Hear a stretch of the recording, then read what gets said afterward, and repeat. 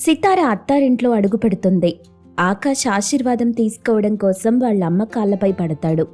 కాని పక్కనే ఉన్న సితార మాత్రం ఏమీ పట్టనట్టు నిల్చుంది. ఇరుగు పొరుగు వాళ్ళు, పెద్ద కోడలొచ్చినప్పుడు నాగమణి చాలా అదృష్టవంతురాలనుకున్నాం. కానీ ఇప్పుడు కొత్త కోడలి వల్ల ఆ అదృష్టానికి పూర్తి విరుద్ధమైన దురదృష్టవంతురాలు కూడా కాబోతోంది నాగమణి అని జాలిపడతారు.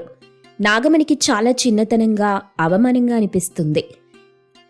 ఇదిగో నాగమణి, నీకు కూడా మా పాటలు తప్పేలా లేవు.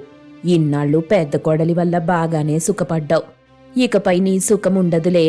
నీ చిన్న కోడలు ఇన్నాళ్ళు నువ్వు పడ్డ సుఖం తీసేస్తుంది. తనని చూస్తేనే అర్థమవుతుంది ఎంత రెటమతం మనిషో. మహారాణిలాగా తిప్పుకుంటూ లోపలికెళ్తుంది. ఇరుగు పొరుగు వాళ్ళని కాస్తైనా పలకరిద్దాం, గౌరవంగా మాట్లాడదామని కూడా లేదు. మన సంగతి అటుంచు, నలుగురున్నారని కూడా చూడకుండా, కాళ్ళకి నమస్కరించకుండా వాళ్ళ అత్తగారిని అవమానించి వెళ్తుంది. ఏమనుకోకమ్మా, తనకలాంటివి ఇష్టముండదు. అంతే తప్ప నిన్ను అవమానించాలని కాదు. పర్వాలేదు లేరా, పెళ్ళాన్ని వెనకేసుకురావడం మొదలెట్టేశావు. మా కొడుకులు పెళ్ళై కొన్నాళ్ళు గడిచిపోయాక చేశారా పని. నువ్వు మాత్రం పెళ్లి కాగానే చేసేస్తున్నావు. అవును మరి, పెద్దలు కుదిర్చిన పెళ్లి చేసుకున్న మన కొడుకులే అలా ప్రవర్తిస్తుంటే ఇక ప్రేమ వివాహం చేసుకున్నవాడు ఇలా ప్రవర్తించక ఇంకెలా ప్రవర్తిస్తాడు? అదేం లేదులే అత్తా, మీరు కాస్త నోరు మూసుకోండి. లేనిపోనివి చెప్పి మా అమ్మని బాధ పెట్టకండి. బాధ పెట్టింది మేం కాదు, మీ ఆవిడే. మమ్మల్ని అంటావేంటి? అదేదో పోయి నీ పెళ్ళానికి చెప్పుకోపోరా. ఆకాష్ తల్లివైపు చూస్తాడు. నాగమణి మౌనంగా ఉంది. ఆకాష్ ఆపై ఏమీ మాట్లాడలేక లోపలికెళ్ళిపోతాడు. ఎంతైనా నీ చిన్న కోడలతో పోలిస్తే మా కోడళ్ళు కాస్త నయమేనమ్మా నాగమణి. మా మీద కోపమున్నా, ఇష్టం లేకున్నా, నలుగురిలో ఉన్నప్పుడైనా కాస్త గౌరవిస్తారు. నీ కోడలు అది కూడా చేసేలా లేదుగా. ఇవన్నీ సహజమే. మేం అనుభవించట్లేదా? ఏదో పెద్ద కోడలంటే అదృష్టం కొద్దీ దొరికింది. అలా అందరూ దొరుకుతారా ఏంటి? వాళ్ల మాటలకు నాగమణికి బెంగ, భయం రెండూ పట్టుకున్నాయి. అత్తయ్యా, వాళ్ళు చెప్పినట్టేం జరగదు, మీరవేం ఆలోచించకండి అంది పెద్ద కోడలు. అవునమ్మా, తన ఇంటికి కొత్త కోడలు కదా, పైగా చదువుకున్నది, పట్నంలో పెరిగింది. ఇవన్నీ తనకు తెలియవు కాబట్టి ఇలా చేసిందిలే. నెమ్మదిగా తన్ని తెలుసుకొని నీకు నచ్చినట్టుగా ఉంటుంది. చెల్లితో నేను చెప్తాన్లే అత్తయ్యా అని నాగమణికి ధైర్యం చెప్తారు సుందర్, మంజు. బెడ్రూంలో ఆకాష్, ఏంటి సితారా అలా చేసావు? నేనేం చేశాను? మా అమ్మ కాళ్ళకి నమస్కరించకుండా వచ్చావేంటి? అది నాకిష్టం లేదు, అందుకే నాకు నచ్చినట్టు చేశాను. అది కాదు సితారా, ఇరుగు పొరుగు వాళ్ళంతా అక్కడే ఉన్నారు కదా, నువ్వలా చేస్తే అమ్మకి అవమానంగా ఉంటుంది కదా. అయితే నాకేంటి? ఆవిడ అవమానం గురించి నేనెందుకు ఆలోచించాలి? ఆవిడ కోసం నా ఇష్టం చంపుకొని ఉండలేను, నా ఆలోచనలు మార్చుకోలేను.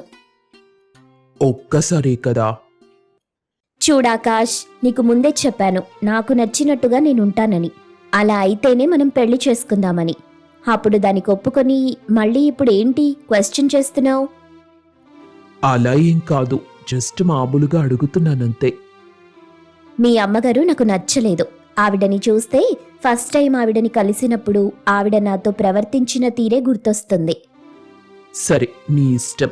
నీకెలా ఉండాలనిపిస్తే అలాగే ఉండు. చూడాకాష్, నీకు నా గురించి బాగా తెలుసు. నేను జాబ్ చేసే అమ్మాయిని, ఇండిపెండెంట్ ఉమెన్ని. పెళ్ళైనంత మాత్రాన నీపై, మీ ఇంటిపై, మీ వాళ్లపై డిపెండ్ అవుతాననుకోకు. ఫ్యూచర్లో నాకు నచ్చకపోతే డివోర్స్ తీసుకోవడానికి కూడా నేను వెనకాడను. ఆ విషయం గుర్తుపెట్టుకో. అయ్యో, అంత దూరం ఎందుకు ఆలోచిస్తున్నావు సితారా? నువ్వు అనుకున్నట్టుగా ఏం జరగదు, కూల్గా ఉండు. ఆకాష్ తల్లి దగ్గరికి వస్తాడు. అమ్మా, సితార కావాలని అలా చేయటం లేదు. నువ్వప్పుడు తనతో అలా ప్రవర్తించావు కదా, తన మనసులో అది నాటుకుపోయింది. అందుకే అలా ప్రవర్తిస్తుంది. నిదానంగా పోతుందిలే. అంటే ఇప్పుడేంట్రా, నేనే తనని అర్థం చేసుకోవాలా? తను మాత్రం నన్ను అర్థం చేసుకోదు. తనకి నచ్చినట్టే ఉంటుందని చెప్తున్నావు, అంతేగా? నేను చెప్పాల్సింది చెప్పాను, తర్వాత నీ ఇష్టం. అయినా ఇంటికి కొత్తగా వచ్చిన కోడలు తెలుసో తెలియకో పొరపాటుగా ప్రవర్తిస్తే నువ్వు పెద్ద మనసుతో సర్దుకుపోవాలి గాని ఇలా రాద్ధాంతం చేయకూడదు. ఓహో, నేను చేసేది రాద్ధాంతంలాగా కనిపిస్తుందిరా నీకు.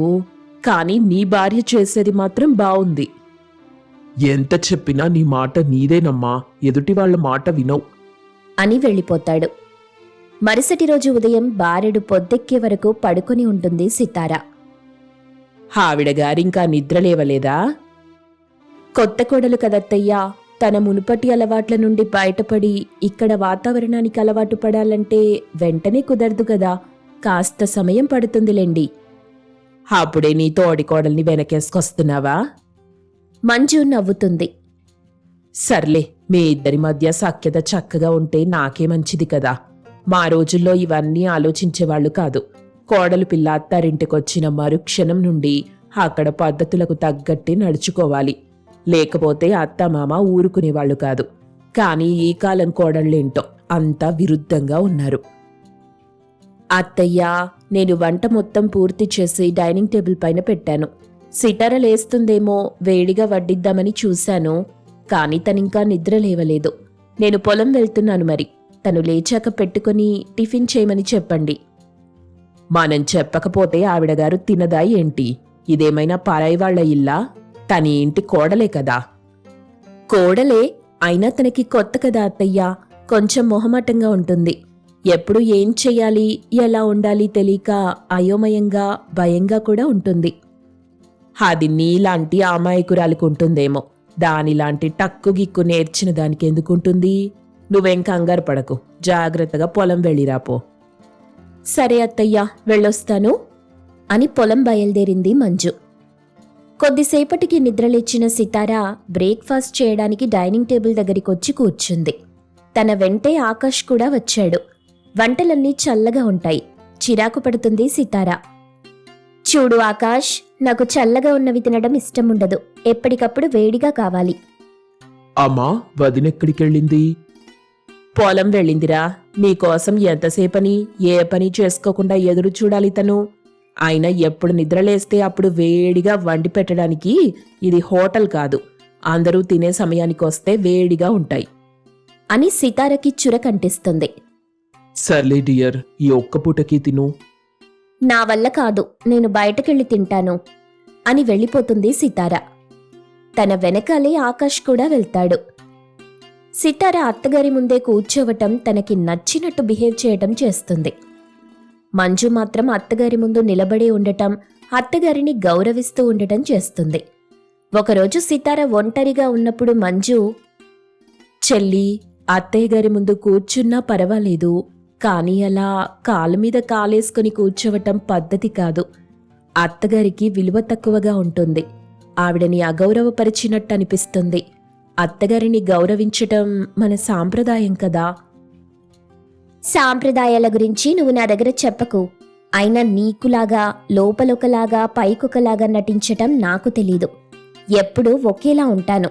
మనసులో ఏముంటుందో బయటికి కూడా అదే మాట్లాడతాను, చేస్తాను. నేను కూడా మనస్ఫూర్తిగానే అత్తగారిని గౌరవించి అలా ఉంటున్నానే తప్ప నటన కాదు. అత్తగారి మెప్పు పొందడానికో ఇంకో దానికో కూడా కాదు. నేను పెరిగిన పద్ధతిది. నీ పద్ధతులు నీ దగ్గరే ఉంచుకో, నాపై రుద్దాలని చూడకు. అత్తయ్య ఈ ఇంటికి మనందరికీ పెద్ద దిక్కు కదా. ఈ ఇంటికి నీకు ఆవిడ పెద్ద దిక్కేమో, కానీ నాకు కాదు. అయినా నువ్వెవరివి నాకు చెప్పడానికి? అసలు నా స్థాయికి నువ్వు నాతో మాట్లాడడమే గొప్ప. నీకు నా కాలి గోటికి కూడా సరిపోవు. నువ్వు పల్లెటూరి బైతువి. నేనేంటి, నా స్టేటస్ ఏంటి? ఒకే ఇంటికి కోడళ్లమైనంత మాత్రాన నీది కూడా నా స్థాయే అనుకోకు. నువ్వు ఇంటి పని మనిషితో సమానం అని అవమానంగా మాట్లాడింది. మంజుకి చాలా బాధేసింది. స్టేటస్ అనేది ఒక మనిషి ఇంకొక మనిషిని గౌరవించడానికి, ప్రేమను పంచడానికి అవసరముండదు. అసలు స్టేటస్ ప్రవర్తనని, హుందాతనాన్ని చూసి వచ్చేది. ఏంటి, నాకే లెక్చర్లిస్తున్నావా? వెళ్ళి నీ పని చూసుకోపో అని చిరాకు పడుతుంది. సితారకి నిద్ర లేవగానే మ్యూజిక్ వినటం ఇష్టం. టేప్ రికార్డర్లో సాంగ్స్ పెట్టి ఎంజాయ్ చేస్తూ ఉంటుంది. దానివల్ల హాల్లో పూజ చేస్తున్న మంజుకి ఆటంకం అనిపిస్తుంది. సితారా, కొంచెం సౌండ్ తగ్గిస్తావా? పూజ చేసుకుంటున్నాను. నీ పూజ చేసుకోవడానికి నేనెందుకు సౌండ్ తగ్గించాలి? నీ పని నీది, నా పని నాది. పూజకి భంగం కలుగుతుందమ్మా అయితే నువ్వే పూజ మాని, నాకు చెప్పకు అని మంజు మొహానే గది తలుపు వేసేసింది. కోపంతో మంజు మళ్ళీ గది తలుపు కొట్టింది. సితార తలుపు తీసి, ఏంటి ఒకసారి చెప్తే అర్థం కాదా నీకు? మంజు నేరుగా గది లోపలికెళ్ళి టేప్ రికార్డర్ ఆఫ్ చేస్తుంది. మంజు చేసిన పనికి సితారకి ఎక్కడలేని కోపం వచ్చింది. సితార మంజుపై చెయ్యెత్తింది. మంజు సితార చేతిని గట్టిగా పట్టుకుంది. తర్వాత ఏం జరిగిందో తెలుసుకోవాలంటే నెక్స్ట్ ఎపిసోడ్ కోసం వెయిట్ చేయండి.